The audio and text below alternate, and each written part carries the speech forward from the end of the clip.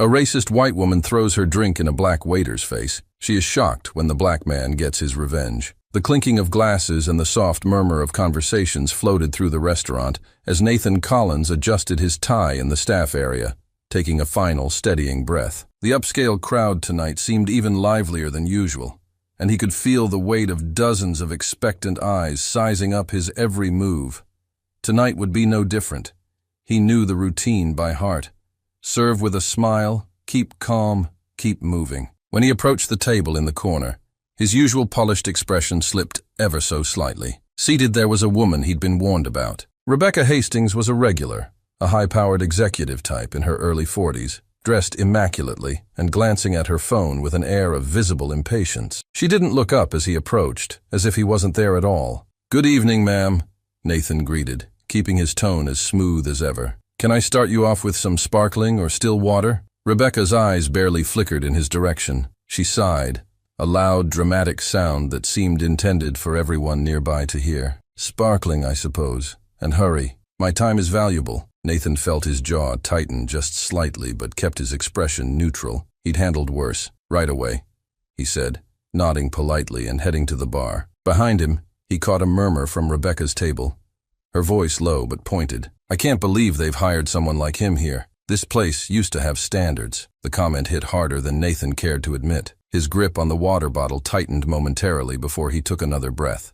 steadying himself. It wasn't the first time he'd dealt with people like Rebecca. He knew the type, people who assumed his position somehow said something about his character, his worth. When he returned to her table, bottle in hand, Rebecca's attention was still on her phone. "Here's your water, ma'am," he said evenly, pouring it with precision. Her eyes finally lifted, studying him like she might an insect that had somehow wandered onto her table. "You're new, aren't you?" Her voice was dismissive, each word a little barb. Nathan set the bottle down carefully. "I've worked here a while now, actually," he replied, a subtle edge to his tone. She raised an eyebrow, a smirk playing on her lips. "Huh. Doesn't show. I just assumed, you know." Her eyes flicked down and up, taking him in before returning to her phone. There it was. Nathan felt a brief, fiery urge to say something, anything, that would remind her he was just as human as she was. But the years had taught him patience. He knew better than to waste words on someone who wouldn't hear them. "I'll be back shortly to take your order, ma'am," he said instead, his voice calm and measured. Without waiting for her response, he turned and made his way to the next table, his steps steady. As he moved between tables, Nathan tried to shake off the encounter. But Rebecca's comment lingered, a reminder that for some people, his efforts to excel in his role meant nothing. And there she sat, in one of the city's finest restaurants, as if it all belonged to her.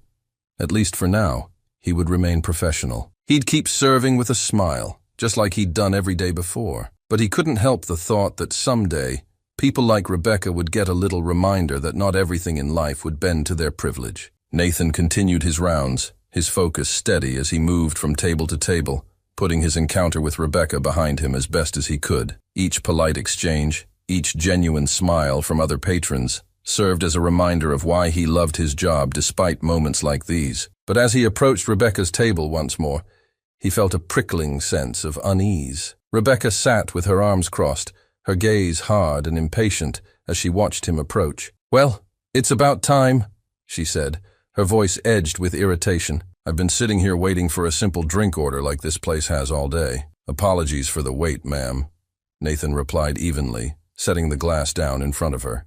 He kept his expression calm, steady. "Is there anything else I can bring you right now?" She picked up the glass and gave him a long, scrutinizing look before taking a slow sip. Setting the glass down, she leaned back, her gaze sharp. "I don't mean to be rude," she began, though her tone suggested otherwise.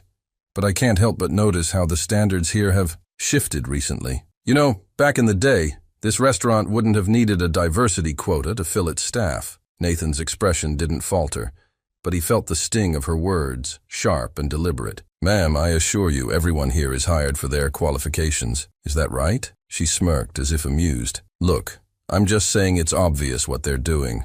A place like this trying to show they're inclusive." She gave a little scoff, waving a hand. "But I suppose that's just how things are now. We have to make space, even if it means the quality slips a bit." Nathan clenched his hands behind his back.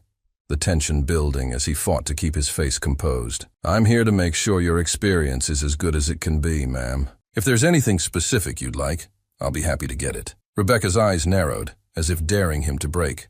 "Sure, I'll have the seared salmon, and please, make sure it's prepared to the restaurant's usual standards." Her emphasis on usual was a thinly veiled dig, her gaze still fixed on him with the same scrutinizing judgment she'd worn since he first approached her. "Of course, ma'am. I'll see to it." Nathan inclined his head, turning to walk back to the kitchen.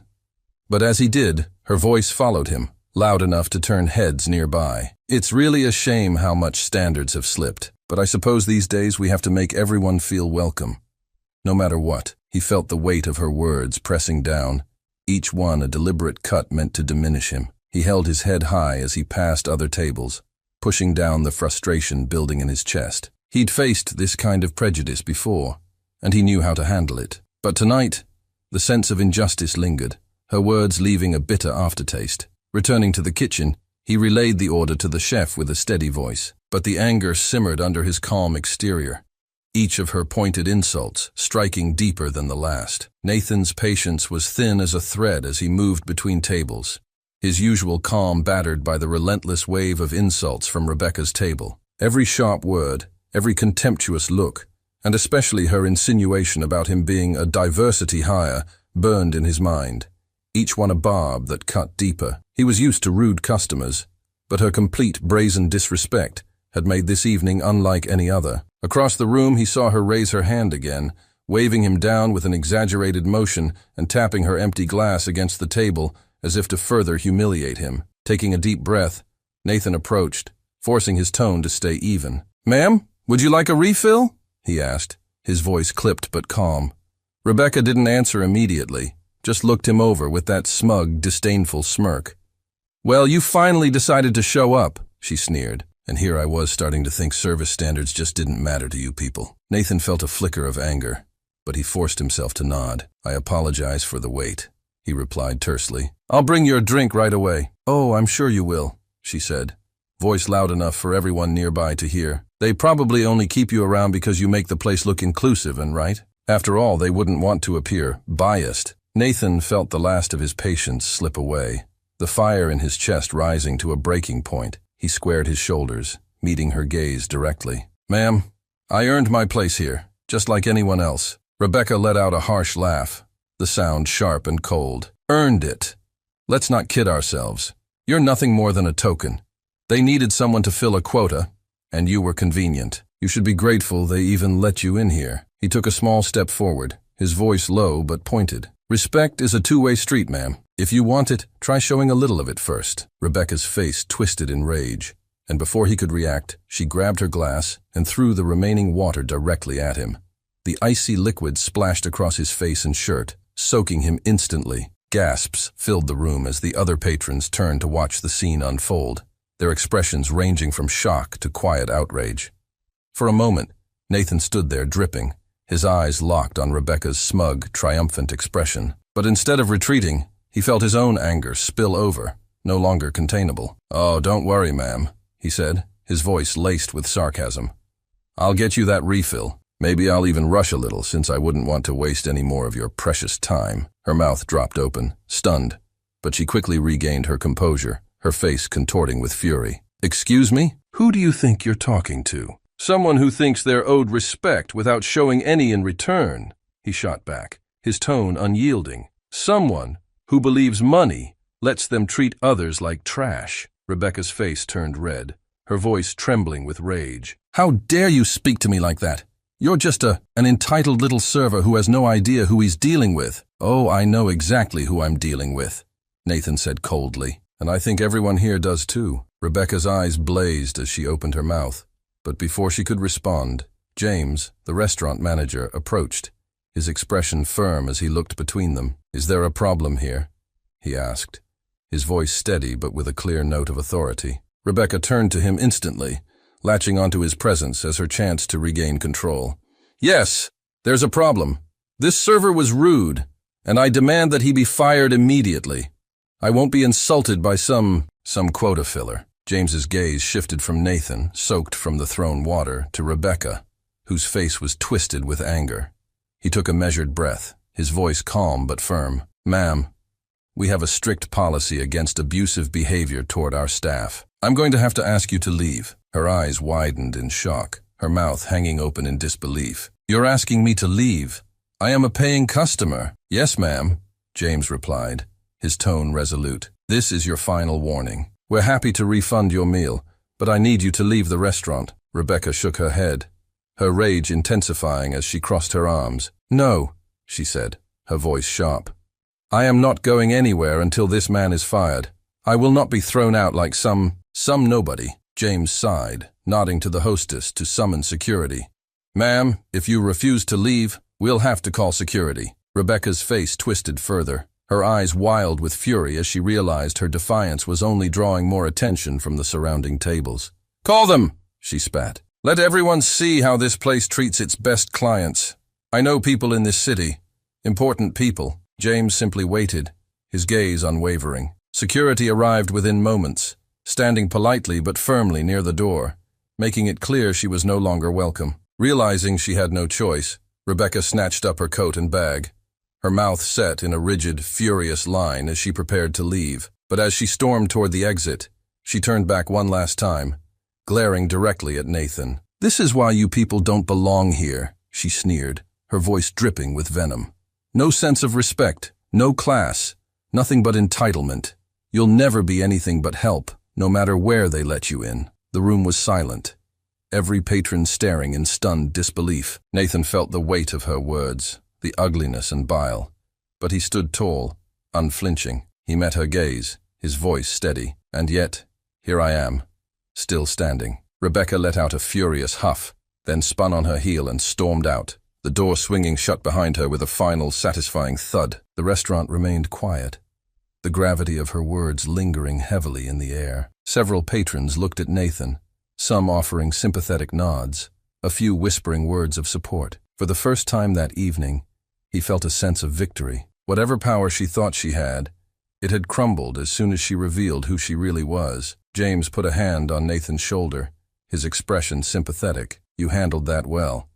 I'm sorry you had to go through it." Nathan nodded, his face still damp, but his spirit steady. "Thanks, James. I appreciate it." As he returned to his rounds, he knew that, no matter what came next, he wouldn't let people like Rebecca Hastings bring him down. The restaurant had gradually returned to its usual hum of quiet conversation and clinking glasses after Rebecca's dramatic exit. But the tension lingered. Patrons occasionally glanced at Nathan, some nodding with silent approval, others offering sympathetic smiles. It was as though the entire room had silently rallied around him, their quiet solidarity bolstering his spirits. As he continued his rounds, James pulled him aside, his expression firm but reassuring. "Nathan, I wanted to make sure you're all right after all of that." James gestured vaguely toward the door, where Rebecca had made her spectacle. Nathan let out a long breath, feeling the last of his anger ebb away. "Yeah, I'm good. Just tired of dealing with people like her." James nodded, his face softening. "She's not the first, and I doubt she'll be the last. But you handled it well. Stood your ground, even when she lost control." He paused, his voice dropping lower. "And don't worry, if she tries to follow through on her threats, we'll handle it. You won't be facing this alone." "Thank you, James," Nathan replied, feeling the weight lift a little more. "I really appreciate it." They both returned to their respective duties, but as Nathan went about the rest of his shift, he couldn't shake the memory of Rebecca's final, hateful words. Even now, they echoed in his mind, mingling with the satisfaction of watching her forced to leave. He'd faced people like her before, but rarely had anyone so openly displayed their prejudice and entitlement. As the night wound down, Nathan couldn't help but wonder if that was truly the last he'd see of Rebecca Hastings. Something about the look in her eyes, that cold certainty that her power extended beyond the walls of the restaurant, left him uneasy. He had seen that kind of entitlement before, the belief that money and connections could shield her from the consequences of her actions. The following day, Nathan's lingering unease proved valid. He arrived at the restaurant for his evening shift to find a few of his co-workers glancing at him with strange expressions, some supportive, others a little worried. When he reached the staff area, James was waiting, holding a file in one hand, his face more serious than usual. "Nathan," James said, motioning him to sit. "It seems we're not quite done with Ms. Hastings after all." Nathan's stomach dropped. What happened? James sighed, flipping through the file. She sent a formal complaint to management, claiming you were rude and unprofessional, that you embarrassed her in front of other patrons and, he paused, a note of anger flashing in his eyes, that you harassed her based on her race. Nathan felt a hot flush of anger rise, but he forced himself to stay calm. She threw her drink at me, James, and everyone saw how she spoke to me. I know, and that's exactly what I told management, James assured him. We have the testimonies of at least 5 patrons who witnessed the incident, all corroborating your side of the story. Nathan exhaled, feeling a mix of relief and frustration. But why go this far? She already humiliated herself. Why can't she just leave it? James gave a small, bitter smile. People like her aren't used to being told no.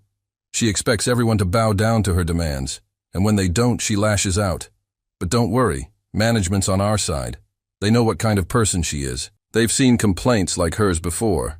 Empty threats from people who think their status means they're untouchable. Nathan's shoulders relaxed slightly, though the anger still simmered. Thank you, James. I appreciate it. James gave him a firm nod. You're one of our best servers, Nathan. We're not letting you go over someone like her. This is just a formality, something we have to address. She's not coming back here. With that reassurance, Nathan began his shift. But the encounter with Rebecca left a mark. He felt a lingering tension, wondering if she'd continue her campaign against him outside the restaurant. A week later, as Nathan was finishing up his shift, he saw a familiar figure walk through the door. Rebecca Hastings, looking as smug and entitled as she had the night of her confrontation with him. Her eyes scanned the restaurant before locking onto Nathan, and she marched over, her expression hard and unyielding. Nathan, she said, her tone dripping with sarcasm. Still here, I see. Clearly this place has no standards left. Nathan kept his expression calm, though his jaw tightened. Ma'am, if you're here to dine, please take a seat.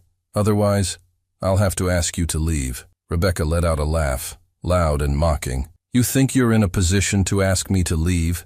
She sneered. I'm here because I just found out this restaurant had the nerve to ban me, and I intend to let your manager know exactly what I think of that decision. You were asked to leave for how you treated me and others, and there's no reason to repeat it, Nathan replied, his tone firm. You can respect our policies, or you can go somewhere else. Rebecca stepped closer, her voice lowering to a venomous whisper. You think this place cares about you? The only reason you're still here is because they want to look inclusive. Without their precious diversity quota, you'd be cleaning the streets, if even that. The words were like a slap, sharp and cutting. Nathan took a deep breath, fighting to hold his ground. I'm here because I'm good at my job, he said coldly. Something you'll never understand. All you know is how to treat people like they're beneath you. Her smirk widened. People like you, pretending you belong, it's always so obvious. No matter how hard you try to fit in, you're still just, well, you. Nathan clenched his fists, feeling the burn of her words in his chest. She stood there, relishing every insult, as if daring him to respond. He met her gaze, refusing to look away. Oh, don't you worry, she continued, her tone dripping with mock sympathy. The higher you try to climb, the harder you'll fall. People like me have seen it before. All you'll ever be is the help. She watched him, her smile growing as he absorbed each venomous word. But Nathan wasn't backing down this time. He'd had enough. Just then, James appeared beside them, his expression grave as he looked between the two. Ms. Hastings, we've already discussed this. You were banned for your behavior toward our staff, and that decision stands. Rebecca's eyes flashed as she turned her attention to James. Do you have any idea who you're speaking to? I know people who could ruin this place. James's face was calm, his voice steady. Ma'am, this restaurant upholds respect and equality for both its patrons and staff. You violated those values, and that's why we won't be serving you anymore. Rebecca scoffed, crossing her arms defiantly. This is about protecting your little token over here, isn't it? She spat, gesturing at Nathan. You're afraid of bad press, aren't you? Think this little charade will make you look like heroes? Nathan raised an eyebrow, a trace of a smirk tugging at the corner of his mouth. Or maybe, he said, his voice calm. They're just tired of people like you treating others like they're beneath them. She turned on him, eyes blazing. You don't belong in places like this, and you never will. The only reason you're here is because they need a quota. You're just here for the pictures and PR. Nathan met her gaze, his anger no longer hidden. Funny, considering the only thing you bring to places like this is a reminder of why these policies exist in the first place. James stepped forward, cutting in before she could respond. Ms. Hastings, if you refuse to leave, we'll call security. This is your last chance. Her face flushed with anger, her jaw set in a hard line. Oh, don't worry. I'll leave. But don't think for a second this is over. She shot Nathan one final look of contempt. You people will never get it. Thinking you can belong in places like this. With that, she turned and stormed toward the door, her heels clicking sharply on the polished floor, every step brimming with fury. Nathan watched her go, a sense of finality settling over him as she disappeared through the door for good. He knew she wouldn't be back. James turned to him. His expression softened. You okay, Nathan? Nathan nodded, his voice steady. Yeah, thanks for standing up for me. James gave him a supportive nod. You handled that well. If she tries anything else, we're all behind you. The following day, Nathan couldn't shake the bitterness lingering from his last encounter with Rebecca Hastings.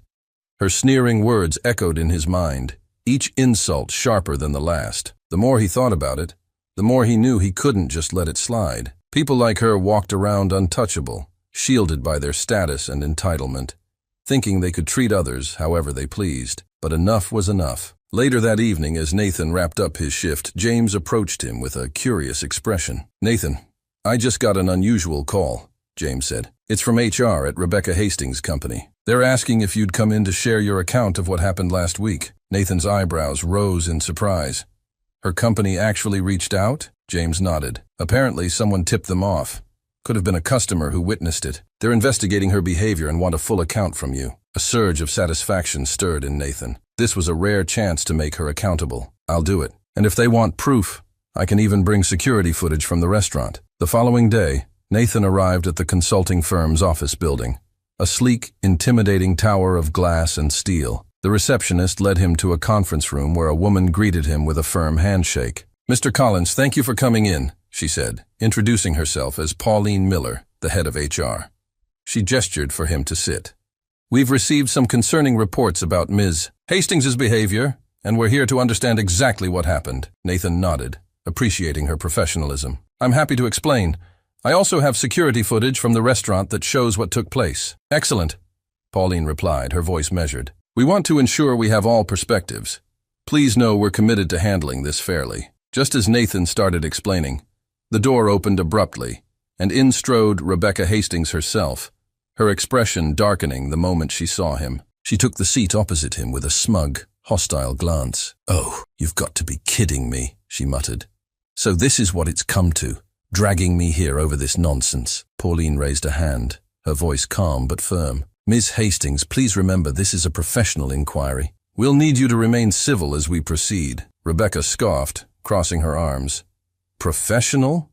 You're actually listening to him? Over me? Pauline held her gaze without flinching. This investigation is standard, Ms. Hastings. We're here to gather information from all involved. Nathan began recounting the events in detail, starting with her hostile tone, her condescending remarks, and culminating in the moment she threw her drink in his face. He stayed calm, detailing how she'd insulted him, with her final words echoing in his mind. You people will never get it, thinking you can belong in places like this. As he finished, Pauline turned to Rebecca. Ms. Hastings, do you have a response to this account? Rebecca's face flushed with anger. This is ridiculous. He's twisting everything to make himself look like the victim. The service was slow, and I didn't deserve to be treated rudely just because I expected a little respect. Nathan held her gaze. I was polite and professional until you crossed the line. Pauline glanced at him. You mentioned security footage? Nathan pulled out his phone, connecting it to a display screen. The footage showed the entire incident, from Rebecca's tense body language to the exact moment she threw her drink at him. As the video played, Pauline's expression hardened. When it finished, Pauline turned back to Rebecca, her face stern. Ms. Hastings, this behavior is unacceptable by any standard, let alone our own company's values. Rebecca's expression twisted, and she shot Nathan a venomous look. So what now? He's trying to ruin my career because I dared to tell him the truth. Pauline remained unshaken. This isn't about speaking your mind. It's about actions and the impact they have on others. This behavior not only undermines our company's values but also reflects poorly on everyone associated with you in a professional setting. Rebecca's face turned red, her voice rising. You're really taking his side? Over me? Do you know what this could mean for the company? Ms. Hastings, Pauline replied, her tone steady. We have a responsibility to uphold a standard of respect, integrity, and inclusivity. Given the severity of this incident and the evidence presented, we are suspending you, effective immediately, pending further review. Rebecca stood up, nearly knocking her chair over, as she pointed a trembling finger at Nathan. You think you've won, don't you? You think this little display of self-righteousness will get you anywhere? Nathan met her gaze steadily, unbothered by her outburst. I think people deserve respect, no matter their job title. It's something you might learn now. Her mouth twisted in fury, but before she could respond, Pauline interjected. Ms. Hastings, you're excused. Security will escort you out. Rebecca's mouth opened in shock, but after a tense silence, she snatched up her purse, throwing Nathan one last look of disdain. People like you don't belong here, and you never will, she hissed, before storming out, the door slamming behind her. Pauline let out a breath, turning to Nathan. Thank you again for coming in. We'll be finalizing our investigation shortly, but please know we take incidents like this seriously. Nathan rose, shaking her hand firmly. Thank you for taking the time to listen. As he left the office, a feeling of closure washed over him. He'd stood up, not just for himself, but for anyone who'd ever been treated the way Rebecca had treated him. She'd finally faced consequences for her actions, and Nathan knew he'd done the right thing. In the days following his meeting at the consulting firm, Nathan felt a renewed sense of confidence and peace. He had faced Rebecca Hastings at her own company and made his case with integrity, finally watching someone like her face real consequences. It was an empowering feeling, knowing he had the courage to stand up and be heard. Word of the incident spread among his co-workers at the restaurant, and he felt their support in small gestures, an extra hand with tables, a sympathetic nod, and the occasional, "Good for you, man," from colleagues who'd heard about what happened. The patrons, too, seemed more attentive,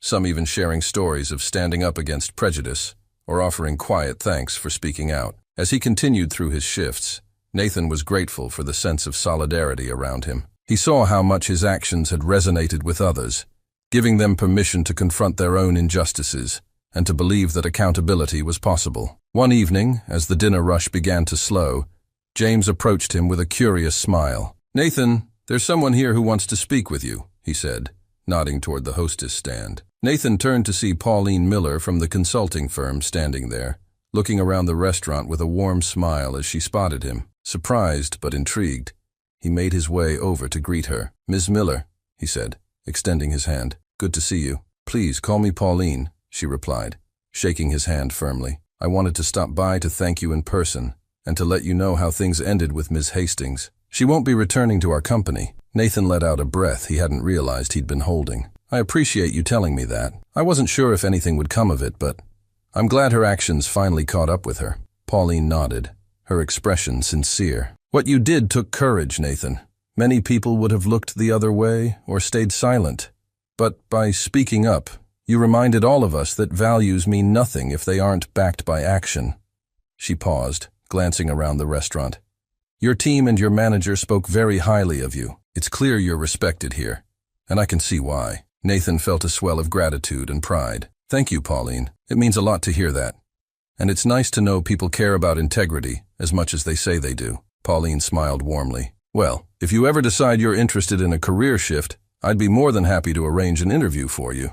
People like you, the ones who stand up for what's right, are exactly the kind of team members we're always looking for." Nathan blinked, caught off guard. That's very generous of you. Thank you. I'll definitely think about it." With a final handshake, Pauline turned to leave, pausing only to give him an encouraging nod. As she exited, Nathan felt the weight of everything he'd been through lift. He'd taken a stand, and it hadn't just made a difference for him.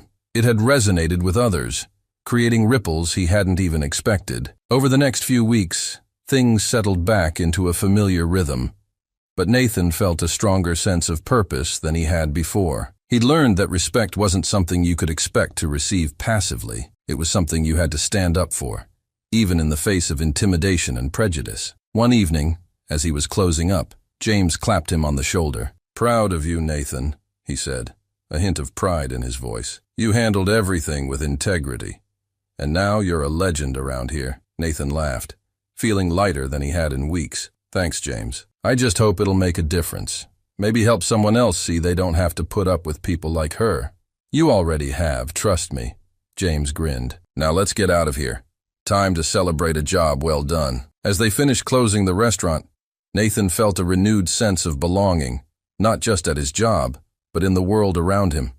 For the first time, he knew he could face whatever came next with his head held high. And that feeling, he realized, was worth everything. A few weeks had passed since Nathan's last encounter with Rebecca Hastings. Life at the restaurant was going smoothly, and Nathan finally felt a sense of closure. But on a sunny Saturday afternoon, as he strolled through the city enjoying his day off, he suddenly heard a familiar venomous voice ring out behind him. Well, well, look who thinks he's a free man, Rebecca sneered. Nathan turned, feeling a wave of frustration surge through him. Rebecca Hastings stood a few feet away, her face twisted with fury. She looked noticeably different. Her usual polished appearance was replaced with a weariness and anger that seemed to have carved lines of resentment into her expression. "Didn't expect to see you here, Rebecca," he replied coolly. "Out enjoying a casual stroll after losing your job?" Her face reddened instantly. "You think you're clever, don't you? I'm sure you're just thrilled with yourself, ruining people's lives just to feel important." Nathan gave her a dry smile. "I wouldn't say ruining lives is my goal, but if the shoe fits..." Rebecca's mouth dropped open, her eyes flashing with rage. She took a step closer, pointing a manicured finger in his face. "You little nobody. You think you can just walk away from what you did to me?" Nathan looked down at her finger, then slowly back up to her face, his expression smug. "What I did to you? You mean exposing you for what you are?" "Yeah, Rebecca. I can live with that." Her face flushed an even deeper red as her hands clenched into fists. "I was someone in this city. I had a career, connections, people who respected me, until you came along with your little victim act." Nathan chuckled, crossing his arms. "Victim act? From where I'm standing, you're the one acting like a victim. You tried walking all over me, and now you're mad because I didn't let you." Rebecca's eyes narrowed, and she leaned in, her voice a low, harsh whisper. "People like you don't get to tell people like me how to behave. You should have been grateful just to have a job at a place like that. Instead, you ran to my company like a sniveling little tattletale." Nathan smirked, meeting her glare head-on. "People like me? You mean people who don't have to buy respect with a paycheck? I guess that's a hard concept for you to understand." Her composure snapped, and she shoved him hard, catching him off guard. "You're nothing but an arrogant, entitled little insect," she spat, her voice loud enough to draw the attention of passers-by. Nathan steadied himself, but instead of backing down, he took a step closer, his voice mocking. "Arrogant? From where I'm standing, it looks like you're the one who can't handle the truth. Must be hard not getting everything handed to you on a silver platter for once." Rebecca's fists clenched as her voice rose.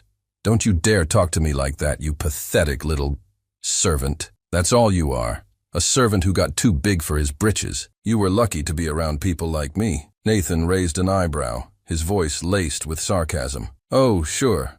Lucky to deal with someone who can't go 2 sentences without reminding me how important they are. Real privilege." People in the street began to slow down, drawn by the intensity of their argument.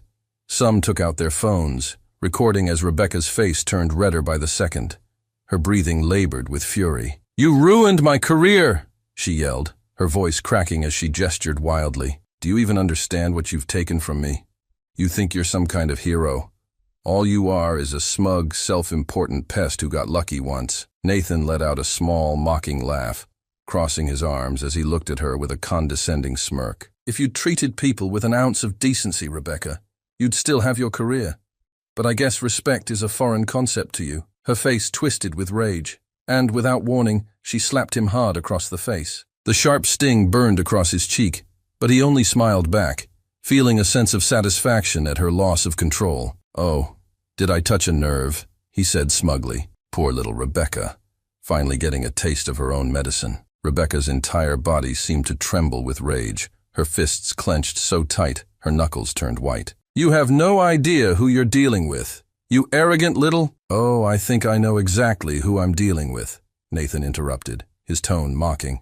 "A spoiled, self-important bigot who thinks she's better than everyone else." The crowd around them murmured, clearly shocked by her behavior. A few people started to call out in support of Nathan, their voices cutting through her rage. "You can't treat people like that, lady," a man called out. "Yeah, we all saw what you did.